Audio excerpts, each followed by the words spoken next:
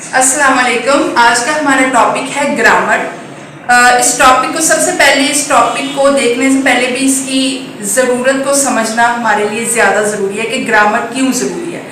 Grammar basically होती क्या है? ग्रामर बेसिकली आप कहते हैं रूल्स ऑफ बुक को, ठीक है। किसी लैंग्वेज या किसी बुक के जो रूल्स आपको उसको पढ़ने के लिए, उसको बोलने के लिए या उसमें जो है महारत हासिल करने के लिए जो चीज़ आपको चाहिए होती है बेसिकली वो है ग्रामर। बेसिकली आप रूल्स की बात कर रहे हैं, आप किसी स्पेसिफिक लैंग्वेज के रूल्स की बात कर रहे हैं। तो हमारे पास हमारे जो बच्चे एक तो वो बड़ा कर जाते होते हैं, बहुत सारे लोग बल्कि करते हैं कि वो ग्रामर को ग्रामर पढ़ रहे होते हैं, तो वो हमारे पास करेक्ट उसका वे नहीं है। उसकी जो हमारे पास प्रोनाउंसिएशन है वो हमारे पास है ग्रामर, इंग्लिश के केस में, ठीक है जी। तो इंग्लिश चूंकि हमारी इंटरनेशनल लैंग्वेज है, आप अगर जॉब करते हैं किसी अच्छे अदारे में, अगर आप पढ़ते हैं, अगर यानी कि अगर आप एज एन स्टूडेंट हैं, अगर आप एज अ टीचर हैं, या अगर आप फॉर एग्जांपल कोई बिजनेस कर रहे हैं, कहीं पर भी इंग्लिश की आपको लाजमी ज़रूरत पड़ती है।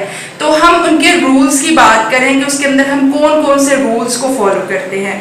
हमारे पास बहुत सारे, बिकॉज के हम एक ऐसे कंट्री में रह रहे हैं जहाँ पर इंग्लिश जो है वहाँ की फर्स्ट लैंग्वेज नहीं है, हम नेटिव स्पीकर्स नहीं हैं, हम किसी इंग्लिश कंट्री में नहीं रह रहे, लेकिन चूंकि अपनी ज़िंदगी को गुजारने के लिए, एक अच्छे वे में गुजारने के लिए हमें इंग्लिश की ज़रूरत पड़ती है। Because we have to interact with peoples, हमें लोगों के साथ जो है वो इंटरेक्ट करना पड़ता है, लोगों के साथ जो है वो हमें देखना पड़ता है उनके साथ कि वो उनकी लैंग्वेज में जाके, तो उसमें जो हमारे पास सबसे अच्छी और सबसे बेहतर जिसके ज़रिए आप अपनी तमाम तर बातों को कन्वे कर सकते हो वो हमारे पास इंग्लिश को समझा जाता है, और इंग्लिश भी वो लैंग्वेज है, ठीक है जी।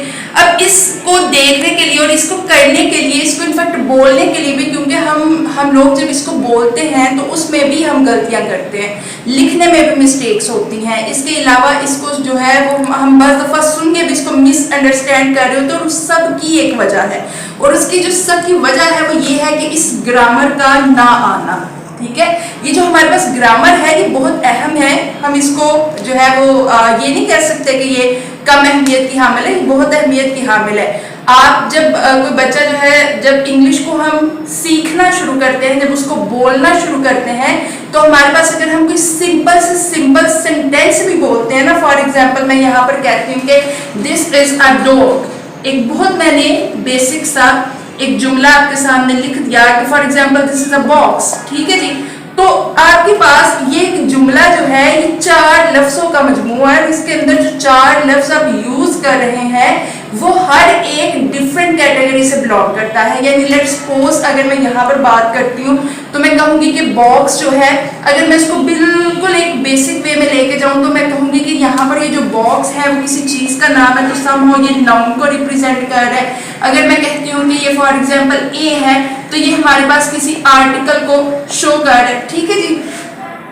अब आपके पास अगर बिल्कुल आप स्टार्ट पे जाते हैं और बिल्कुल स्टार्ट से हम स्टार्ट करना शुरू करते हैं, तो हमारे पास ग्रामर के अंदर जो सबसे पहला कॉन्सेप्ट आता है वो आता है पार्ट ऑफ स्पीच। यानी जब आप बोलते हैं तो उसके अंदर ये जो हिस्से होते हैं ये इसको पार्ट ऑफ स्पीच बोला जाता है, और ग्रामर के रूल्स के अंदर सबसे बेसिक कॉन्सेप्ट आपके पास जो है वो पार्ट ऑफ स्पीच है। आप बाद में जाते हैं टेंसेस के ऊपर, आप बाद में जाते हैं कॉम्प्लिकेटिव चीज़ों की तरफ, आप बाद में जाते हैं जो बिल्कुल जैसे कंडीशनल हो गए या जेरेंड वगैरह, इनके ऊपर आप बाद में जाते हैं। जो पहला आपका कॉन्सेप्ट होता है वो ये होता है कि आपके पास बेसिक जो सेंटेंस है उसके अंदर कितनी चीज़ें हैं, ठीक है जी, और वो कौन कौन सी चीज़ें हैं, इंडिविजुअली आपके पास वो कौन कौन सी चीज़ें हैं। उसके अंदर आपके पास जो सबसे पहला कॉन्सेप्ट आता है ग्रामर के अंदर वो है पार्ट ऑफ स्पीच। और जो पार्ट ऑफ स्पीच है ना वो कोई एक चीज़ नहीं है, या कोई एक आप कह लेंगे आप किसी एक चीज़ के बारे में डिस्कस कर रहे हैं, तो किसी एक चीज़ के बारे में डिस्कशन करने का नाम नहीं है। वो आपके पास डिफरेंट 8 थिंग्स को लेके आपके जो जुमले के अंदर जो चीज़ें यूज होती हैं उनका मजमूआ होता है।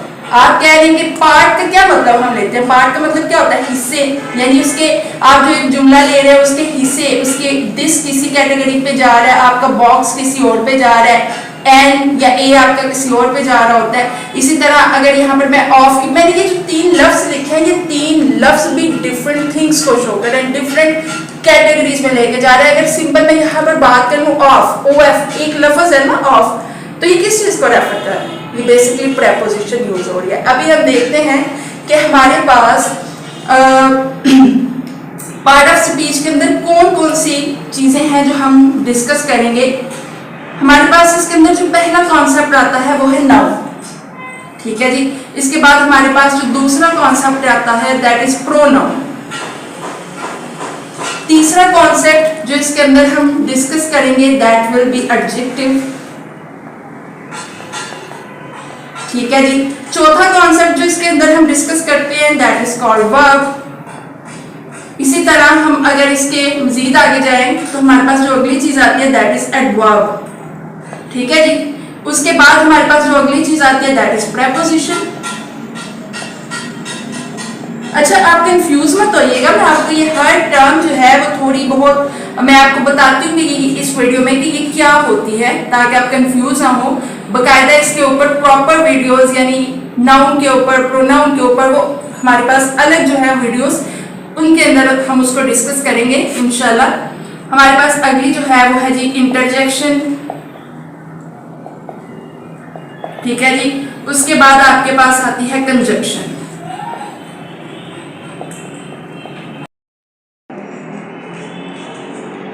अच्छा जी, अब हम जो है इंडिविजुअली इनको डिस्कस कर लेते हैं कि हमारे पास नाउन क्या होता है या प्रोनाउन क्या होता है।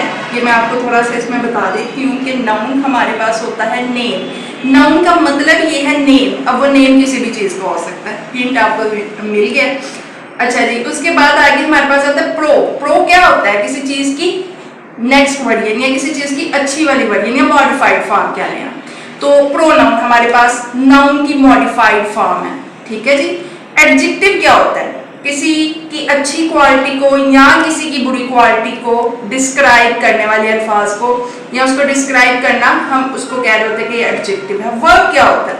अच्छा, वर्ब में भी हमारे जो बहुत सारे लोग हैं वो इसमें कंफ्यूज होते हैं कि actually verb what is a verb, ठीक है जी। तो इसको तो हम इंशाल्लाह इसके कंप्लीट जो है वीडियो में डिस्कस करेंगे, लेकिन मैं थोड़ा सा आपको बता देती हूँ कि इसके अंदर हम कंफ्यूज यहाँ पर हो रहे होते हैं कि हम कहते हैं जी, हम कहते हैं वर्ब एक्शन है, लेकिन इसके अलावा वर्ब जो है वो एक्शन ऑफ बीइंग या स्टेट ऑफ इट्स बीइंग भी है, ठीक है जी। हमारे पास एडवर्ब क्या है? वो हमारे पास मॉडिफायर है वर्ब का। और प्रेपोजिशन क्या है? दो चीजों को जोड़ने के लिए जब हम अल्फाज को इस्तेमाल करते हैं तो वहां पर हम प्रेपोजिशन को यूज कर रहे होते हैं। इसी तरह हमारे पास कंजक्शन है, इंटरजेक्शन है, ये भी हम चीजों को क्या कर रहे होते हैं। जैसे मैं कह रही हूँ कि यहाँ पर प्रेपोजिशन है।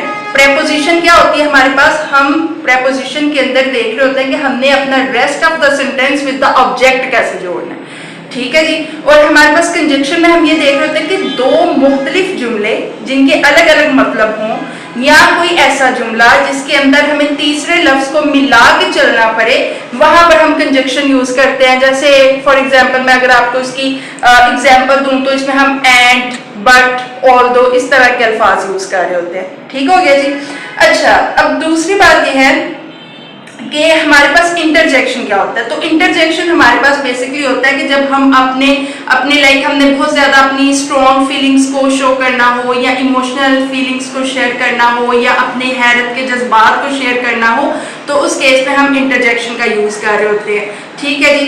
अब हमारे पास फर्दर जो है हम नेक्स्ट वीडियो में इंशाल्लाह नाउन को, प्रोनाउन को हम उसके नेक्स्ट यानी कि हम इसी तरह एक सीक्वेंस में अपने वीडियोस में हम बकायदा नाउन से इसको स्टार्ट करेंगे। और आपने क्या करना है, अब आपने ये करना है, इस वीडियो को देखना है, इसको समझना है और इंशाल्लाह अब आपने हमारे साथ साथ प्रैक्टिस करनी है। जैसे हम अपने वीडियो में अपने जो भी हम कॉन्सेप्ट करेंगे उसकी बकायदा प्रैक्टिस होगी। वो जैसे हम प्रैक्टिस करेंगे आप भी अपने साथ साथ प्रैक्टिस करें। एक कॉपी रखें, पेंसिल रखें और उस पर प्रैक्टिस करें। इंशाल्लाह ये ज्यादा चीजें आपको जो वो प्रैक्टिस के साथ आएंगी, ठीक है जी। और लास्ट वन थिंग इज कि आपने हमारे चैनल को लाइक करना है, सब्सक्राइब करना है, ताकि आपको अच्छी अच्छी educational videos, conceptual videos, informative videos और बहुत सारी ऐसी चीजें इंशाल्लाह जो है वो आपको मिल सके। और इन चीजों की हमारे जो स्टूडेंट्स हैं खास तौर पर इनको बहुत ज्यादा जरूरत होती है, क्योंकि एक लेवल पे जाने में वो गलतियां कर रहे होते हैं। सो दैट्स व्हाई इंशाल्लाह नेक्स्ट वीडियो में आपसे मिलते हैं।